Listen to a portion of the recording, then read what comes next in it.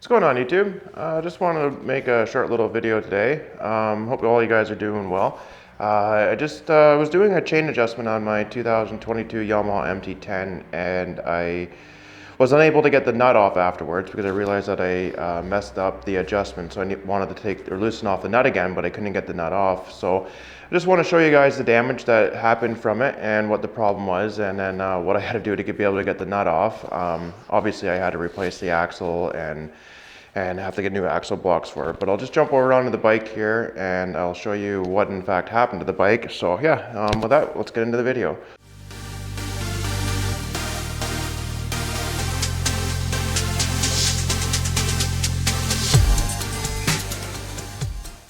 Alright, so when I was doing my chain adjustment, I messed up the adjustment on the slack on the chain. So I went to go back and loosen off the axle nut, and I wasn't able to get it off. It would not turn backwards at all. So I tried using a pretty big breaker bar and everything like that. So as I was spinning the axle nut loose, what ended up happening on the other side of the bike is that this guy started spinning right here, destroying the edge that it rests on, and then this would just keep spinning. All right, so I'll just try and get a little bit of a closer up of what happened to the damage there. All right, so that's what ended up happening to it. So that was just spinning in there, and obviously that can't rest along this flat edge anymore, right? So that's not holding it in anymore.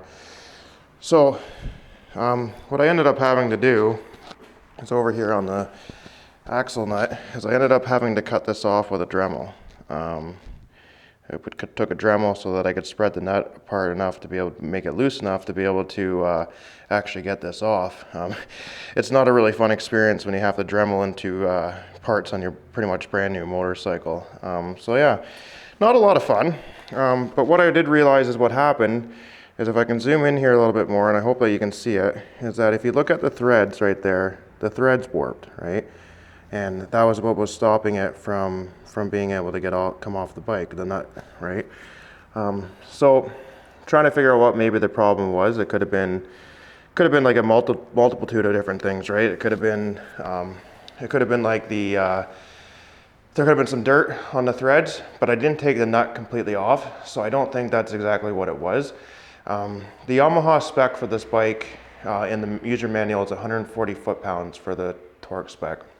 And I've talked to a lot of mechanics about it, and they say that 140 foot-pounds is definitely too much for the bike.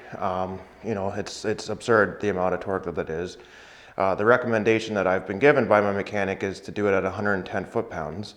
So I'm thinking that maybe I'll try that and go from there. But I want to get something to be able to mark the nut and also mark it on the axle block, so that I can see if the nut turns when I'm riding, because I don't want anything to get loose, right? Like, Yamaha says it's supposed to be 140 foot-pounds, and they've obviously done the research and the development to find so.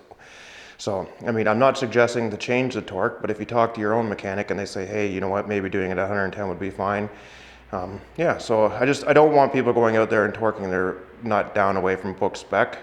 I'm going to trust what my mechanic says to me, and I'm not going to be held responsible for someone saying, hey, this guy on YouTube said, adjust their chain nut, axle nut to 100 or 110 foot-pound instead of 140. But I'm going to do a little bit of research myself and find a way of making it safe of doing so. And as I said, that's going to be by marking it and seeing if it ever loosens off.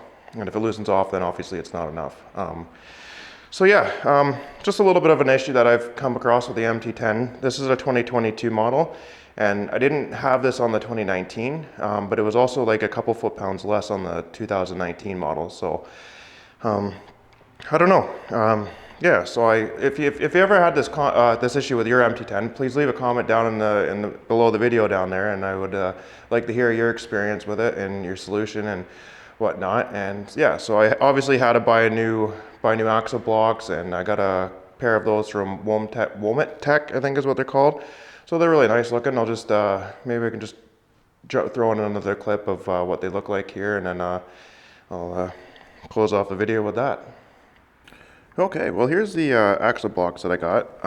They're by a company called Womet-Tech. I got them from TST Industries.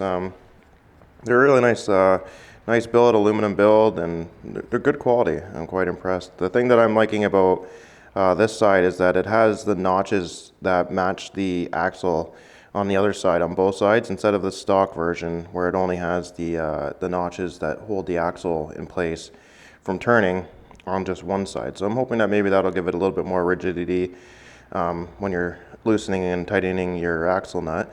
And then obviously there's the other side, and yeah, so they're just really good quality. We got this little bit of crash protection built into them. This isn't a race stand spool, but it is for crash protection. But I mean, maybe you could use it for that, but I wouldn't recommend it. They don't say that's what it's for, but so I think they'll look good on that. I went with the red and put the little red sticker on it they came, because I'm trying to keep the aesthetic of red and black on my bike. And then obviously I had to buy another axle from Yamaha. You know, this could have been probably a warranty repair, but it was just going to be too much of a headache to do a warranty repair on this, because the dealership that I had it would have to take it back to is in about an hour to 2 hour drive away from me, and to get my bike there on a trailer and everything, I just like, the amount of money I'm going to spend dealing with this with them is going to just be more money than just buying an axle and a couple axle blocks. So yeah, so this is like $159 at before tax piece, and then it comes, you have to buy the axle nut separate and also the new washer separate. So like the washer is like $11, and then this thing's like 40, the nuts like 46 bucks or something, but it's all OEM expensive stuff. The one that they sent me, it looks a lot different. Like it's a little bit of a different color than the one that's on the bike. The one on the bike is a lot more shinier. So I'm just wondering if maybe the one that's on this bike wasn't good from the first place. Yeah, so as I said, it would be really cool if you guys, if anyone in the MT10 world, or for that matter any bike, if you've ever experienced this and what you did to remedy the situation, and you know, if you went down a little bit in torque and whatnot. As I said, just you know, maybe confirm with a mechanic before you go playing around with the torque. I'm just doing 110 foot-pounds because my mechanic has said to me that it would probably be more than adequate. Maybe 120, it doesn't matter. Just definitely not anything lower than 110, I don't think. But I'm gonna try it, and I'm gonna see if it solves the problem, because like whenever I've been torquing the torque at 140 foot-pounds that the book spec is on this bike, I'm like, man, and then it creaks and cracks, and it's just like, that does not sound right, and it doesn't feel natural. So I'm gonna try the 110 foot-pounds, mark it with one of those white marker, crayon marker things, like not actually crayon, I think it's like, I don't know what it's made out of, but just to see if the nut turns while I'm riding. So, and then that way I know that 110 foot-pounds is definitely not enough. So yeah, those are the adjusters, and there's my new axle that I got. I can't wait to get that thing in the bike and go for a ride soon. All right, well, thank you for watching the video. Like and subscribe if you like my content. It really helps me out and inspires me to make more videos. Yeah, so with that being said, we'll see you guys on the next one. Peace out.